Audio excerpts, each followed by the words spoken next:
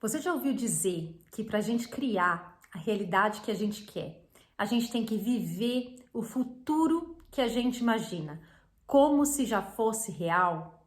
A primeira vez que eu escutei isso, eu fiquei muito confusa, porque eu pensei, Como é que eu vou me sentir ou viver como se eu já tivesse R$ 1 milhão se a minha conta tá no negativo? Como é que eu vou viver como se eu já tivesse liberdade de horário se eu ainda trabalho num emprego das 9 às 6? Como é que eu vou sentir como se eu já morasse na praia se lá fora tá fazendo um frio de -3 graus?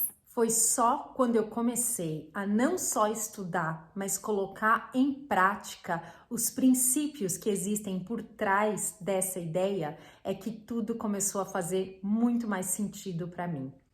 Uma das principais ideias por trás dessa frase, né, de que a gente primeiro precisa começar a se sentir como se aquilo já fosse real, para que isso possa acontecer, é a ideia de que nós criamos a nossa realidade. Professor?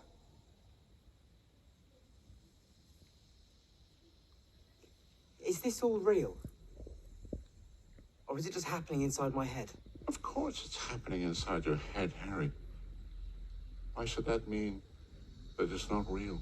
E como é que a gente cria a nossa realidade? A gente cria a nossa realidade através dos nossos pensamentos, através das nossas emoções e através da forma como a gente age no mundo.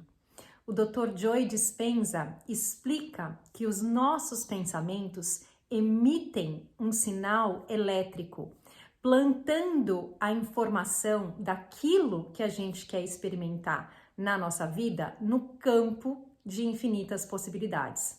As nossas emoções, por sua vez, têm uma força magnética que atrai para a gente a realidade que a gente quer experimentar.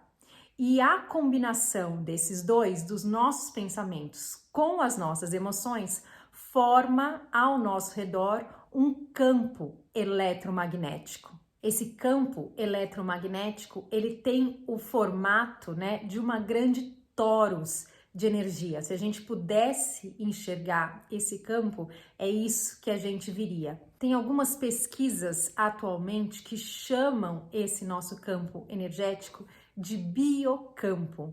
Essa é uma área que vem sendo pesquisada nos últimos anos, nos últimos 30 anos. Então, é uma área de pesquisa relativamente recente. Mas, embora isso seja uma área de pesquisa relativamente recente, a verdade é que a medicina oriental já vem aplicando esse conhecimento há milhares de anos atrás, através de uso de, por exemplo, técnicas, né, como o Reiki, como a acupuntura.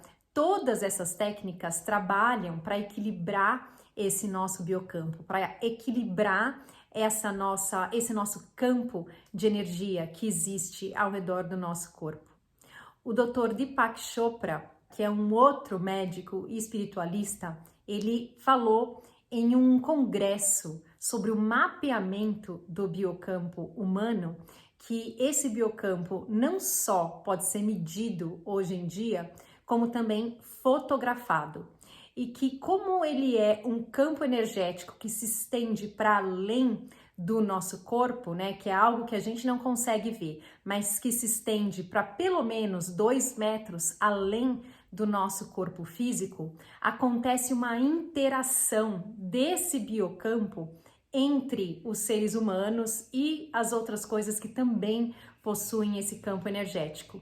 E aí, nessa interação, a gente acaba interferindo na consciência, na emoção, no estado de ser de outras pessoas. No livro Como se tornar sobrenatural, o Dr. Joe Dispenza conta, inclusive, uma história muito interessante sobre uma pesquisa feita para estudar a interação desses biocampos, né? E essa pesquisa ela foi realizada por um cara francês, por um pesquisador francês, e ela aconteceu mais ou menos assim. Ele criou um robô que se movia aleatoriamente 50% para o lado direito e 50% para o lado esquerdo. E aí ele colocou esse robô numa sala e ele percebeu que depois de um determinado tempo, o robô já tinha coberto ali a maior parte da sala, quase que 100% da sala. Imagina aí como se fosse aqueles robôs aspirador, sabe? Aqueles que existem hoje que a gente coloca para aspirar a casa. Geralmente eles cobrem todo o ambiente sem que você faça nenhuma programação. E aí tem uma informação importante nessa pesquisa, que é a gente saber que os pintinhos, quando eles nascem, eles reconhecem a galinha como sendo a mãe, né? Eles se conectam com a galinha e eles passam a seguir ela para onde quer que ela vá. Mas quando a mãe não está ali, não está presente, eles vão se conectar com o primeiro objeto que se move, que aparecer na frente deles. Então, por exemplo, se for um ser humano que está ali, os pintinhos vão reconhecer aquele ser humano como se fosse a mãe deles e vão seguir essa pessoa para todo lugar. Então, o que esse pesquisador fez? Ele colocou esse robô numa sala com os pintinhos prestes a nascerem do ovo. E quando esses pintinhos nasceram, eles reconheceram o robô como sendo a mãe deles e começou a seguir o robô nessa operação dele cruzar a sala inteira. Aí, num segundo momento, ele pega os pintinhos, coloca numa gaiola em um lado da sala para ver o que é que acontece. E aí é impressionante a pesquisa, porque quando ele separa os pintinhos de forma que eles ainda conseguissem ver o robô, mas não conseguissem mais seguir ele para todo lugar, o que acontece é que o robô, ao invés de continuar cobrindo toda a sala, né, de forma mais ou menos igual, ele passa a circular apenas no pedaço, no lado da sala, onde os pintinhos foram colocados. E aí é incrível isso, porque se a gente imaginar, né, que pintinhos com um cérebro minúsculo que eles têm, com o coração minúsculo que eles têm, eles conseguiram influenciar a realidade desse robô, imagina o que é que a gente não consegue fazer a partir dos nossos pensamentos e das nossas emoções quando a gente olha para isso de forma consciente. Então, se a nossa realidade é criada por aquilo que a gente pensa, sente e da forma como a gente age, o que a gente vive hoje é um resultado desses três aspectos. E embora eu acredite que a gente não pense muito a respeito disso, seria muita ingenuidade da nossa parte acreditar que a gente tem o poder de criar alguma coisa diferente daquilo que a gente vive hoje se a gente não mudar nenhum desses três aspectos. Se a gente de verdade não se comprometer a observar o que é que a gente tem produzido em termos de pensamento, de emoções e de ações que a gente tem colocado no mundo. Eu vou então compartilhar com vocês os três principais insights, os três principais aprendizados que eu tive nos meus últimos 6 meses neste processo de autoobservação para se alinhar com o meu futuro eu. O primeiro deles é que a gente precisa começar a se desprender daquilo que não nos serve mais. Então comece a observar nesses três aspectos, né, entre os seus pensamentos, as suas emoções e a forma como você age, o que é que não se alinha mais com a pessoa que você quer se tornar. Por exemplo, se o que você quer na sua vida é manifestar mais abundância, talvez você continuar julgando, criticando e sentindo inveja de pessoas que tenham muito dinheiro, que tenham muita abundância, seja uma coisa que não te sirva mais. Então é importante que a gente comece a tomar consciência de que se a gente quer se tornar uma outra pessoa, se a gente quer criar uma realidade diferente para a nossa vida, a gente tem que olhar para a nossa situação atual e observar com clareza o que é que a gente faz hoje que não nos serve mais, que não se alinha com essa nova realidade que a gente quer criar. É muito legal nesse processo se você puder, principalmente, tomar nota do que é que você percebeu no seu dia, porque conforme você vai colocando isso no papel, isso te ajuda a criar mais consciência sobre a forma como você age e sobre a forma como a gente, em última instância, acaba se auto-sabotando nesse nosso caminho, nesse caminho de mudança. Esse é o meu primeiro grande aprendizado. O segundo aprendizado que eu quero compartilhar com vocês, e para mim aqui é que está o grande pulo do gato, é o que tem feito muita diferença no meu processo, é o seguinte: comece a agir como se a situação que você deseja já fosse real. Independente de como está a sua vida hoje, independente do que as pessoas falem ou pensem a respeito, independente de qualquer fator externo. Então, por exemplo, se o que você quer é ter mais liberdade de horário, né? Trabalhar com alguma coisa que te dê mais liberdade de horário, mas você trabalha num emprego das 9 às 5, comece a fazer isso que você quer fora desse horário. Ainda que você tenha que acordar mais cedo, ainda que você tenha que dormir mais tarde ou que você precise fazer isso nos seus fins de semana. Por que é que eu tô te falando isso, né? Porque nessa hora você pode pensar, mas Renata, se a gente cria a partir da nossa mente, por que é que eu tenho que começar a fazer?